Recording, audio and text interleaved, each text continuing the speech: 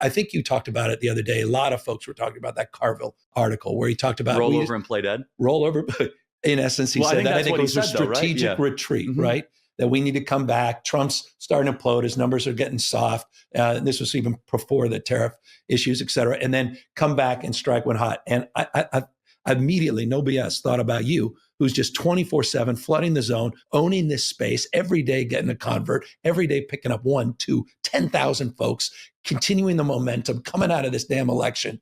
And then I'm thinking about, we're going to stand back and watch you run circles around us for 6 months, the next 2 or 3 years, waiting for the moment to finally strike. Struck me as not necessarily the best advice, and it's not a knock on Carville, who I have deep respect for. What's your thoughts? That's okay. So I don't have to. He's read about one thing in the last 40 years. It's economy stupid, and boy, has he spent down that one line pretty amazingly. Yeah, I hope you guys retreat. You kind of like the more advice. For us. There's no opposition. There's no activist spark. You guys are posting these cringe videos on social media. What are the videos? What are the ones that I don't know, this cringy? Like harmonious thing of like 22 senators all saying the same thing. You didn't like that, yeah. I didn't like it. Go ahead. Go do more of that. What do you do? What do you do? Seriously, Charlie Kirk, give us some advice. Get better ideas, Governor. Do you guys know some of the things Charlie Kirk has said? Some of the vile things that he said, some of the racist things that he said, some of the homophobic things that he said. And I think, did I say Talking Points USA? It's Turning Points USA, sorry. He is a provocateur. He uses race to reach Gen Z. I don't know if you guys remember, can we find the Black Pilot's comment? Remember that? Talking about DEI. He is one of those people who has this strange idea of what DEI actually is, diversity, equity, and inclusion. What's up, y'all? Gerald here, creator of Gospel Chops and your host for this YouTube channel, back with another video. Now, y'all, here we have possibly the most egotistical man in politics today. Gavin Newsom from my home state of California, who is trying to reinvent himself.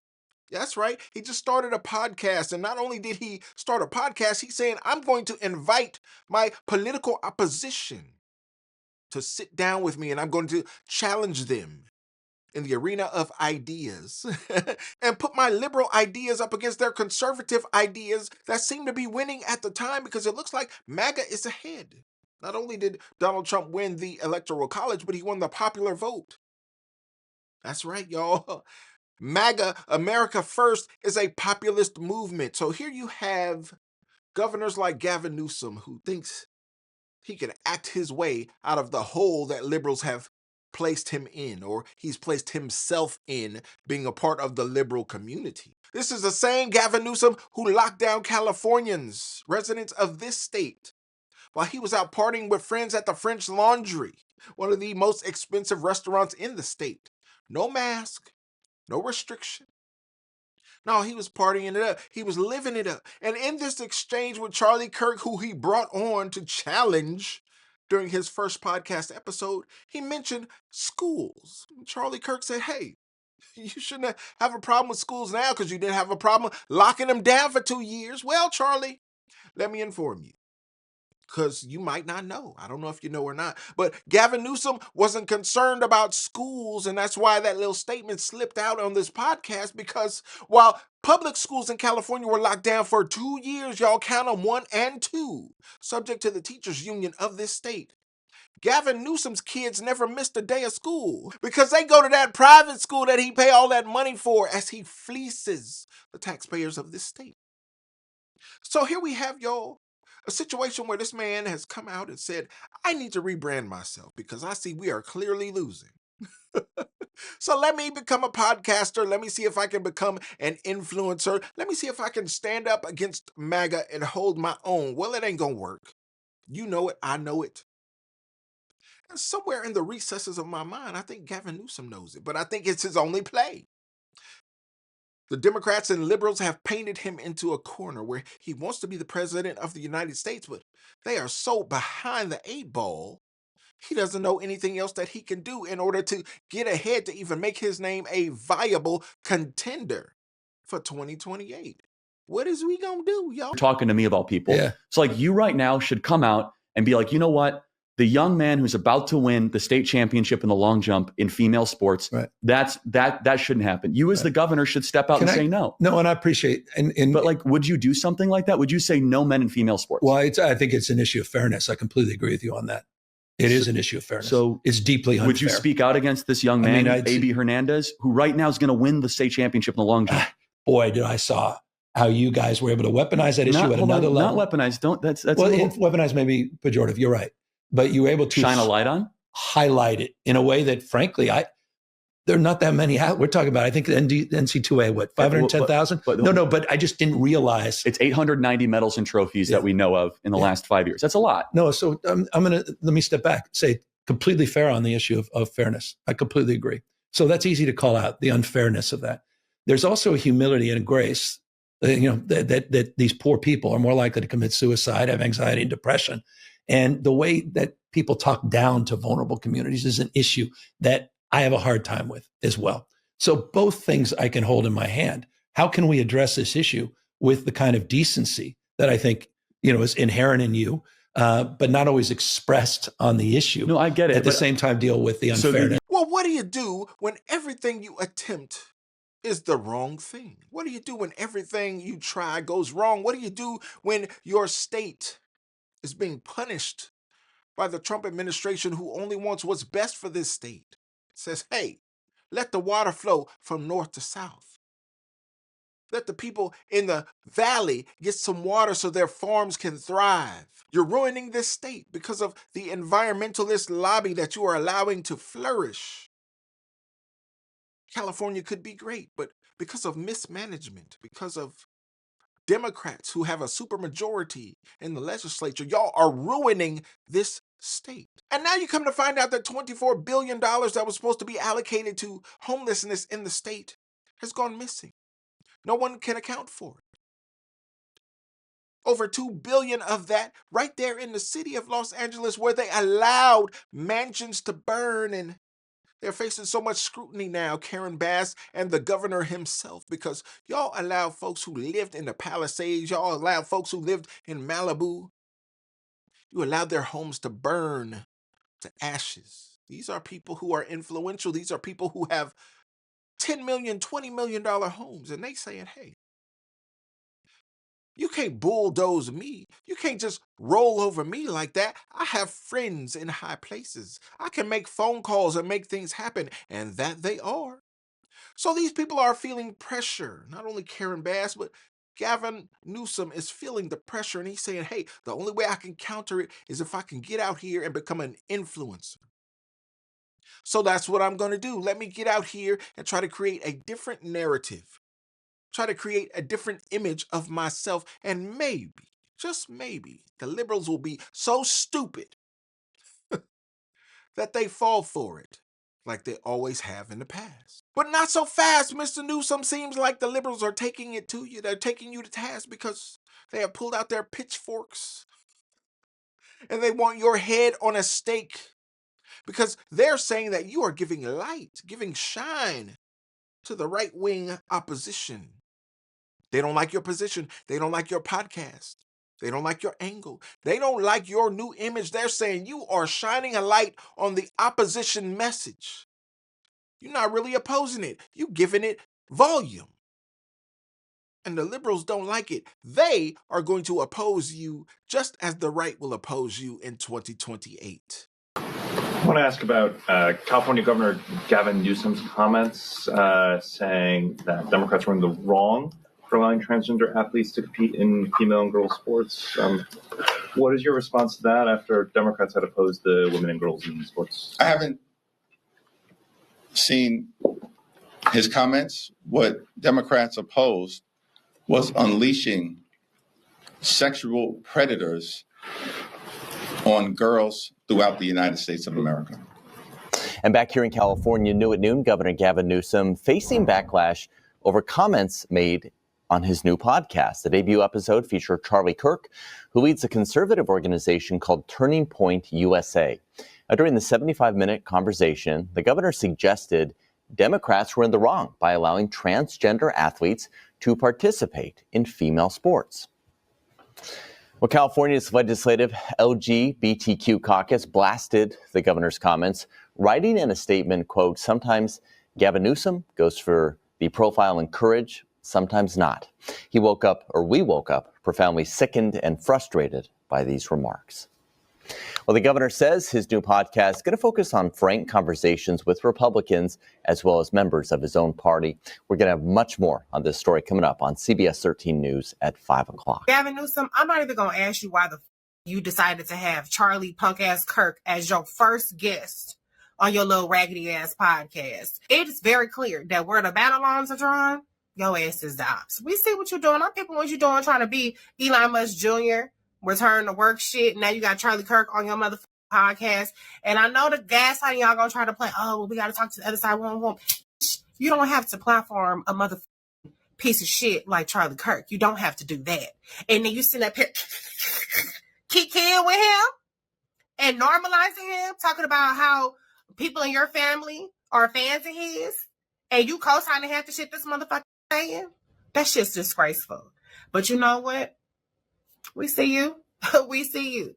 And we got long memories, honey. I know that Donald Trump and all the motherfucker kind of shit, don't think we're going to forget. And I know that y'all probably think that you're going to put New Hampshire and Iowa and all the white states back to the front of the bus and put the black states in the back of the bus. And so it won't make a difference. But go ahead and throw your motherfucker out in with the Charlie Kirks, the Joe Rogan, and Elon Musk fans and see how that gets your ass to the goddamn White House in 2028. It seems to be that you really believe that that's the path to the White House, even though we haven't seen that for a Democrat in how many decades. There's no room in a coalition for Charlie Kirk and the blacks. And you've chosen a side. It is absolutely fuck Gavin Newsom, because it has and always will be. Fuck this piece of human garbage, Charlie Kirk, and every single other transphobic reactionary who grifts off of the anger of the white American populace by scapegoating transgender people with a whole bunch of lies. Because they know they can. Because transgender people are such a small percentage of the population that most people don't actually know someone who's transgender. So most of the Republican base, most of his audience, most of rural white America doesn't know any better and just believes them when they make up all of these lies in order to scapegoat transgender people. But here's the thing, women, especially women of California, voting age women of California, all right, it does not ever stop at transgender people. It won't stop there because they are our scapegoat. They are not the actual cause of any of the problems wrong with America right now. Not with American society, not with the American economy, not with any of the things that conservatives are actually and justifiably frustrated with, that there are actual real problems with. California, we're in danger. We are in danger. I'm not surprised. I am not surprised one bit. This is why I don't trust anyone in politics, because they will show you their true colors. Go look up who Gavin Newsom had an interview with. Go look up what he said, and now he's flipping. I'm not even shocked. But to platform that man he sat down with is crazy. Like, oh, okay. Noted, Gavin Newsom. Noted. And again, not shocked, because some of the things that he was doing and supporting, the writing has been on the wall. But yeah, you think California is a safe place? Just a suggestion for my left of center friends out there. Don't let yourself get pulled into an argument about trans people and fairness in sports. I just saw some people are really upset that Gavin Newsom was on a podcast with Charlie Kirk and entertaining some of these, ridiculous arguments around trans people in sports. Here's the thing. If you are dragged into that argument, you're in the wrong argument. You've been fooled, basically. This is how a lot of anti-trans people draw otherwise well-meaning people into their anti-trans hatred. Charlie Kirk was invited to Gavin Newsom's podcast, where Gavin asked Charlie for his opinion about trans athletes. Gavin agreed with Charlie, saying trans athletes competing in sports is, quote, deeply unfair. This shouldn't be too much of a surprise because Gavin is simply a neoliberal shill raised by the Getty oil family, who's again using the gay umbrella for his own selfish political ends. Now it appears, y'all, as Democrats come out and stand for men in women's sports, want y'all to be able to unleash your schlong in the women's locker room, unleash your muscles and your testosterone on these young girls. Seems like the party of women is no longer the party of women at all. Seems like y'all have made so many missteps along the way with the alphabet community that you have allowed men to become better women than women. Oh, you ain't the party of women. You are the party of men pretending to be women. You are the party of the Sir Ma'ams.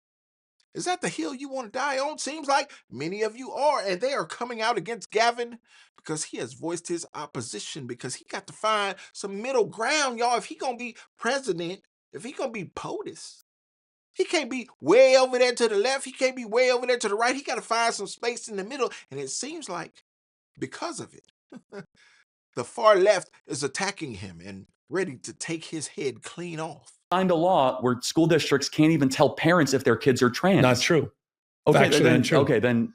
No, they can. They just can't get fired for not doing that. And it wasn't just trans. Fired for not. The law was explicit, said you can't be fired for not snitching on a kid, not just for being trans, for being gay.